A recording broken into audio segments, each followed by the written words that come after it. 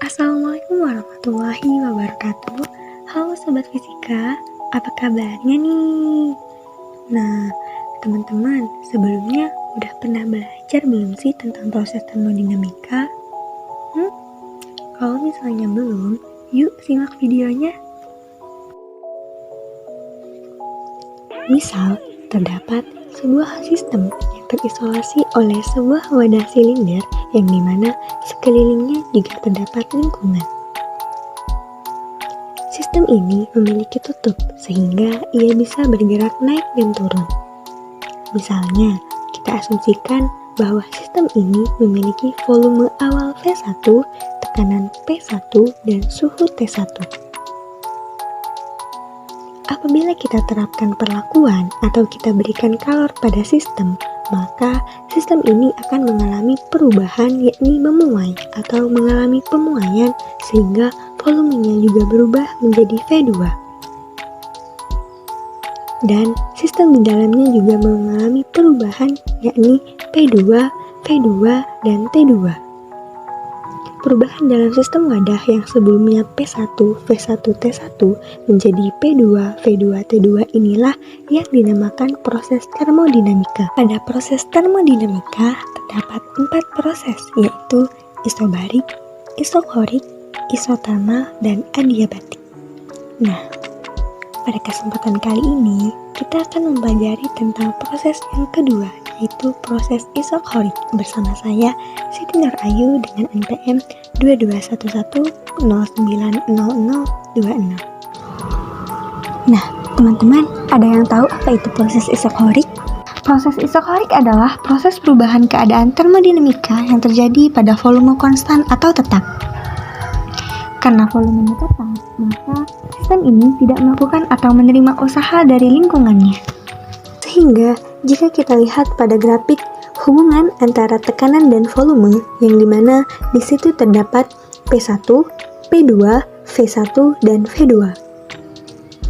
Grafik tersebut membentuk sebuah garis vertikal yang menunjukkan bahwa tidak terjadinya perubahan volume, sehingga V sama dengan V1 sama dengan V2.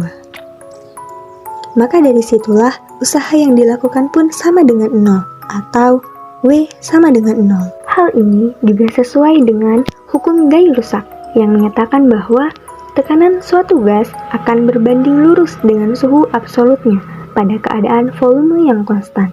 Nah, di sini terdapat persamaan hukum Gay-Lussac yang dimana P per T sama dengan konstan, atau P1 per T1 sama dengan P2 per T2, dengan P1 sama dengan tekanan pada kondisi pertama, satuan Newton per meter kuadrat, T1 sama dengan suhu mutlak gas pada kondisi pertama, satuan Kelvin, P2 sama dengan tekanan gas pada kondisi kedua, satuan Newton per meter kuadrat, T2 sama dengan suhu mutlak gas pada kondisi kedua, satuan Kelvin.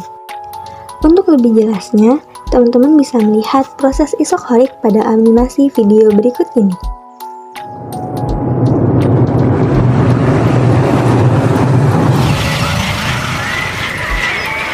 Di kehidupan sehari-hari pun kita sering melihat proses isokorik. Contohnya, teman-teman pasti sudah biasa melihat kipas angin. Kipas angin merupakan salah satu contoh penerapan dari isokorik, di mana kipas angin dapat bergerak karena energi dari baterai, dan dalam konteks ini berarti kipas angin, baterai, dan udara dalam satu sistem yang sama. Agar teman-teman bisa lebih memahaminya, yuk kita lanjut ke contoh soal. Suatu gas dalam ruang tertutup yang semula volumenya 24 liter, tekanannya 1,5 atmosfer, dan suhunya 200 Kelvin ditekan secara ideal dengan volume tetap. Jika tekanannya berubah menjadi 3 atmosfer, maka bagaimana dengan suhunya? Sebelum menjawab, baiknya kita tulis dulu diketahuinya. Diketahui sama dengan V sama dengan 24 liter sama dengan 24 kali 10 pangkat min 3 meter kubik. P1 sama dengan 1,5 atm atau sama dengan 1,5 dikali 10 pangkat 5 Pascal. T1 sama dengan 200 Kelvin. P2 sama dengan 3 atm atau 3 kali 10 pangkat 5 Pascal. ditanya T2. Maka, untuk menjawabnya, kita tulis dulu rumus P1 per T1 sama dengan P2 per T2, dengan T2 sama dengan P2 dikali T1 per P1, sama dengan 3 dikali 10 pangkat 5 kali 200 per 1,5 kali 10 pangkat 5, atau hasilnya sama dengan 400 Kelvin. Baiklah teman-teman, sekian penjelasan dari saya. Sampai ketemu di materi selanjutnya. Terima kasih.